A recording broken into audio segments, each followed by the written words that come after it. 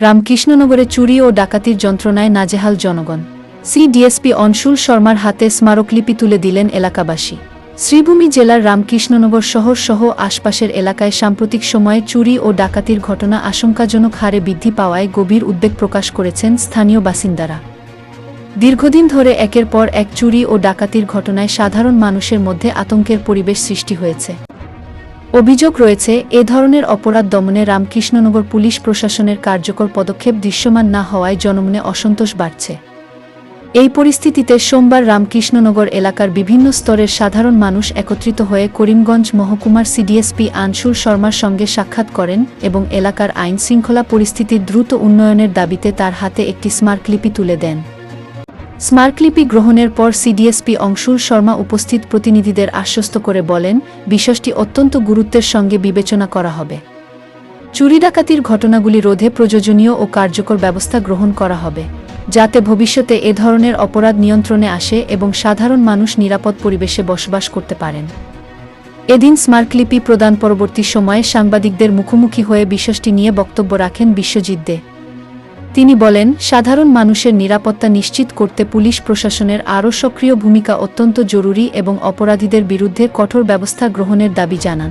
স্মারকলিপি প্রদান কর্মসূচিতে উপস্থিত ছিলেন রামকৃষ্ণনগর পৌরসভার চেয়ারম্যান প্রতিমা নাথ, ওয়ার্ড কমিশনার সন্দীপ দত্ত, মনিকা বৈদ্য, মুন্না দত্ত চৌধুরী, অতসী ভট্টাচার্য, নীলা জ্যোতিষ সরকার, মৃগাঙ্ক দত্ত চৌধুরী, সঞ্জীব দাস, বিধুধর, শিবুনাথ, বিশিষ্ট সমাজসেবী বিশ্বরূপ ভট্টাচার্য, ঋষিকেশ বৈদ্যসহ এলাকার বিশিষ্ট ব্যক্তিবর্গ ও বিপুল সংখ্যক স্থানীয় বাসিন্দারা। রামকৃষ্ণনগর থেকে হীরক বণিকের রিপোর্ট, এবি নিউজ আসাম 19। প্রথম আমি রামকৃষ্ণনগরবাসী সকল জনসাধারণকে আমি ধন্যবাদ জানাই, কারণ আজ আমরা যে রামকৃষ্ণনগর সিডিএসপি স্যারকে যে মেমোরেন্ডাম দিয়েছি তার জন্য ওনারা এসেছেন আমাদেরকে সাহায্য করার জন্য, এর জন্য এদেরকে আমি ধন্যবাদ জানাই। আমরা আজ রামকৃষ্ণনগর গত 2 মাস থেকে চুরি ডাকাতি হচ্ছে, কিন্তু আমাদের পুলিশ প্রশাসন চোর ডাকাতকে ধরতে পারছে না। তার জন্য মানুষ খুব চিন্তিত, কারণ আমাদের সামনে দুর্গাপূজাও এসেছে। এই দুর্গাপূজায় যে সময় মানুষ ঘর থেকে বের হতে পারবে না, সেই সময় দুর্গাপূজার উপভোগ করতে পারবে না। তার জন্য আমরা আজকে সিডিএসপি স্যারকে একটি মেমোরেন্ডাম তুলে ধরেছি।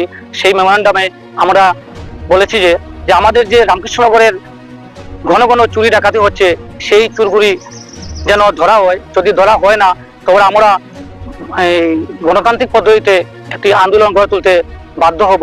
তাই যেন ওনারা অতি সত্বর আমাদের যে যে বাসায় চুরি ডাকাতি হয়েছে তার চুরগুলি যেন ধরে নিয়ে জেলে দিতে পারেন। তার সঙ্গে বলছি আরেকটি কথা হলো, খালি চোর ধরলে হবে না, কারণ চোর ধরার পর যদি আমাদের জিনিসগুলো রিকভারি না হয়, তবে চোর ধরার পর 3 মাস পর চোর আবার চলে আসবে, এসে আবার চুরি করবে। তাতে পাবলিকের কোনো লাভ হবে না, কারণ চোর যে ধরা হয় জিনিস রিকভারি হয় না, তাতে পাবলিকের কি লাভ হবে। এরপর আমাদের সিডিএসপি স্যার এবং ওসি স্যার আমাদেরকে বলেছেন যে ওনারা চেষ্টা করছেন অতি সত্বর যে চুরি হয়েছে, চোর ধরা হয়েছে, অতি সত্বর চোর ধরবেন, সঙ্গে চুরি হওয়া যে জিনিস রিকভারি করবেন ওনারা। তার সঙ্গে আমরা আরো বলেছি, যেমন রামকৃষ্ণনগরে যে অটো বা গাড়ি আছে, সেগুলি রাস্তার উপরে এমনভাবে থাকে যে অন্যরা গাড়ি চালিয়ে যেতে পারে না। তার জন্য স্টেপ নেওয়ার জন্য উনি বলেছেন যথাসাধ্য উনি চেষ্টা করবেন যাতে আইন শৃঙ্খলা মেনে গাড়িগুলি চলাচল করে। তার সঙ্গে আমরা আরেকটি কথা বলেছি যে রামকৃষ্ণনগরে দিনে দুপুরে রাত্রে যে কোনো সময় গরু, রামকৃষ্ণনগরের বাজার, কলেজের সামনে, বিদ্যাপীঠের সামনে 4-5টা 5-6টা গরু থাকে, যার জন্য কয়েকদিন পর পর আমাদের রামকৃষ্ণনগরে অ্যাক্সিডেন্ট বেড়ে গেছে। তার জন্য যেন একটি পদক্ষেপ নেন, দরকার হলে গরুর যে মালিককে ডেকে এনে ওনারা শাসান, যাতে গরু রাস্তায় না থাকে। মৌসুম আমরা দেইনি, কিন্তু আমরা বলেছি অতি সত্ত্বেও আমাদের চুর যদি ধরা না হয়, আমরা বৃহত্তর আন্দোলন নামতে বাধ্য হব। আমাদের অনুমান বহিরাগত তো আছেই, সঙ্গে আমাদের লোকালও মানুষ থাকতে পারে, কারণ যার ভাই চুরি হয়েছে খুব কম সময়ের মধ্যে চুরি হয়েছে। ওনারা যেমন 10টায় ঘর থেকে বেরোচ্ছেন, 11টায় চুরি হয়ে যাচ্ছে, আবার 11:30টায় ওনারা ঘরে যাচ্ছেন। এই যে সময়টা, এই সময়টা চুর কিভাবে জানবে বহিরাগত চুর? এই সময়টায় থাকবে না, ওরা লোকাল আছে, ইনভেস্টিগেশন করে ওনারা চুর যেন ধরেন। খুবই দরকার। ভালো একটা প্রশ্ন করেছেন, বিটিপির মতো রামকৃষ্ণনগর করা খুবই দরকার, কারণ আমরা যে সন্ধ্যার পর পুলিশ তো ট্রোলিং দেয় রাত্রে 10টার পরে, কিন্তু চুরি হচ্ছে সন্ধ্যার সময়। মানুষ এমন অবস্থা হয়েছে, এখন বাজারে কিভাবে বের হবে তারা বেরোতে পারছে না। বাজারে যদি বের হয় না, তবে খাওয়া দাওয়ার জিনিস কিভাবে আনবে? আরেকটি কারণ হলো, কেউ পরিবারে আছে ওরা স্বামী স্ত্রী 2 বাচ্চা, ওরা যদি কোনো বাড়িতে ফাংশনে যায় তো ঘরে মানুষ রেখে যেতে হবে, এখন যে অবস্থা হয়েছে। কিন্তু এমনও মানুষ আছে যে দিন আনে দিন খায়, ওরা মানুষ কিভাবে পাহাড়া রেখে যাবে। যে আস্তে আস্তে কি হচ্ছে, আমরা এমনভাবে হচ্ছি যেমন আমরা কি রাজত্বে বাস করছি আমরা বুঝতে পারছি না, যে দিন দুপুরে চুরি হচ্ছে, যার কারণে আমরা ঘর থেকে বেরোতে পারছি না।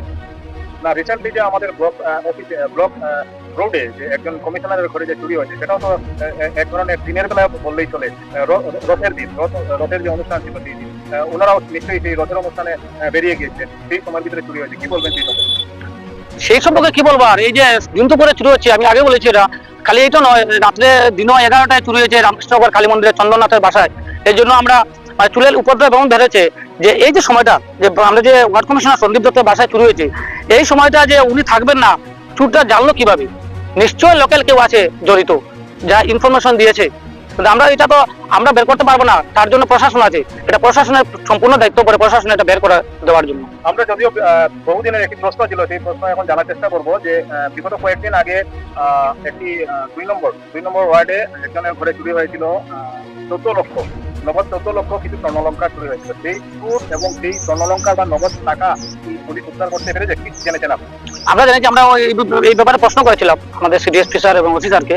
সিডিএসপি আমাদেরকে বলেছেন যে ওই জিনিসগুলো তো রিকভারি করেছে, ওরা কিছু জিনিস রিকভারি করেছে, কিছু করতে পারেনি, কিন্তু ওরা তো কোর্টে পাঠিয়ে দিয়েছে, ওরা বলতে পারবে না কোর্ট থেকে দেওয়া হবে।